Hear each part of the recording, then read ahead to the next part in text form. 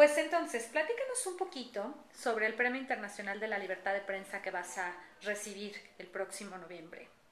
Sí, efectivamente el Comité Internacional de Protección a Periodistas, el CPJ, que tiene presencia en prácticamente todo el mundo, me otorgó el premio de la libertad de prensa que me entregarán ahora la tercera semana de noviembre en Nueva York.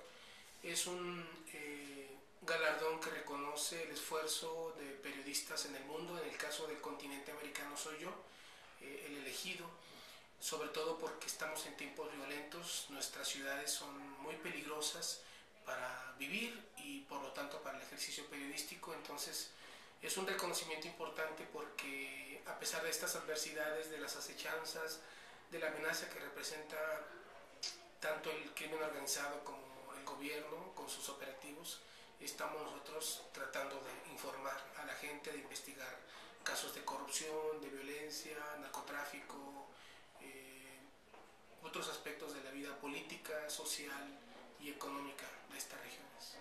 Ok. Eh, Platícanos un poquito, ¿cómo es que puede sobrevivir un reportero a todos estos tiempos violentos que estamos viviendo actualmente? Es, es muy difícil, debo decir que la mayoría de los periodistas no cubren narcotráfico más que cuando se genera información nacional y entonces lo publican los medios locales, y cuando hay hechos violentos van y acuden al lugar de los crímenes, pero no hay investigación sobre narcotráfico. Lamento decir tristemente que los medios estamos contando muertos, y en el caso de Río 12 hemos decidido contar historias de las personas en el narcotráfico. Es el caso también de mis libros, Mis Narco y Los Morros del Narco. Creo que a pesar de estas adversidades, nosotros publicamos, investigamos el tema del narcotráfico y su complicidad o su colusión con el gobierno, y lo que buscamos es administrar la información. ¿Qué significa esto? Que tenemos que ubicar qué es lo que no vamos a publicar. Es lamentable, pero tenemos que saber a quién no debemos tocar, cómo debemos tocar la información, cómo publicar la historia para seguir escribiendo. Si uno aprende a poner los pies sobre la tierra y a ubicar qué suelo pisa, entonces uno puede seguir escribiendo. Es decir, la autocensura es evidente, es una realidad constante, cotidiana en el trabajo periodístico, y nosotros sabemos, asumimos que el narco manda en las redacciones, porque uno tiene que pensar en el narco, en el capo, el que manda en la ciudad para escribir sus historias. Entonces es importante saber, por eso decía, qué suelo pisa uno, saber a quién no tocar, qué no publicar, y publicar a lo mejor el 30% de toda la información que tienes confirmada, pero es mejor eso a guardar silencio. Pero a pesar, por ejemplo, de que tú sabes perfectamente cómo poder hacer, como digamos, esta edición sobre la información, muchas veces también puedes sentirte como completamente amenazado por algo así, ¿no? Y es, por ejemplo, en el caso de Río 12, hace un tiempo, una granada, ¿no? Les cayó en las instalaciones.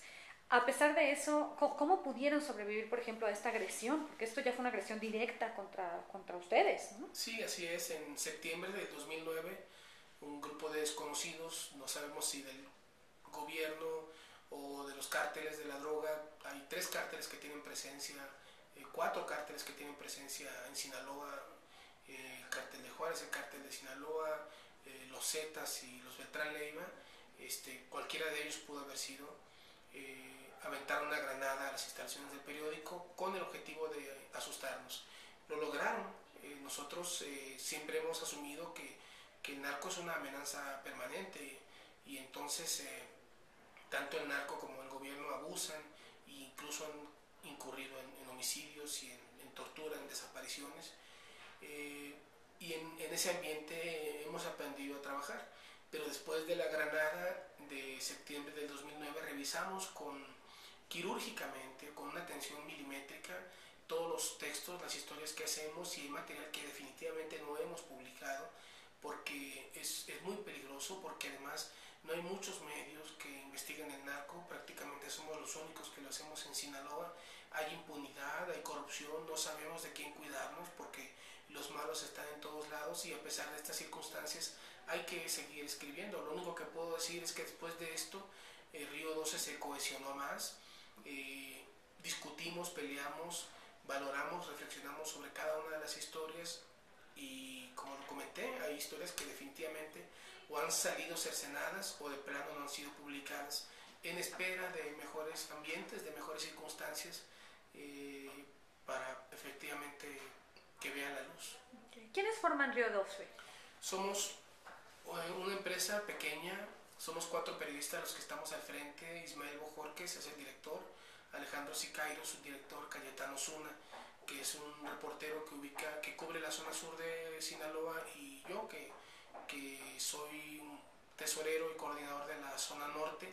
Hay socios de todos los colores y sabores, pero este grupo de periodistas está al frente del periódico y eso nos garantiza una rectoría periodística más que empresarial.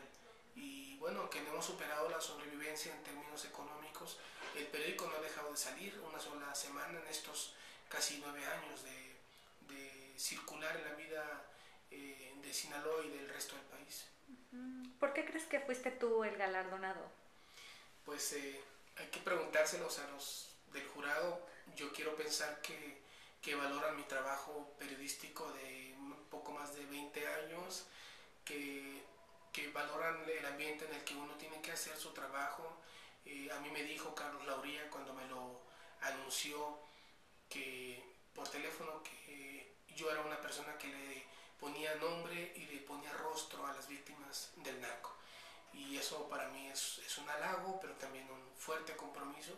No soy el único periodista en México que está cubriendo el tema del narco en condiciones de guerra, de violencia.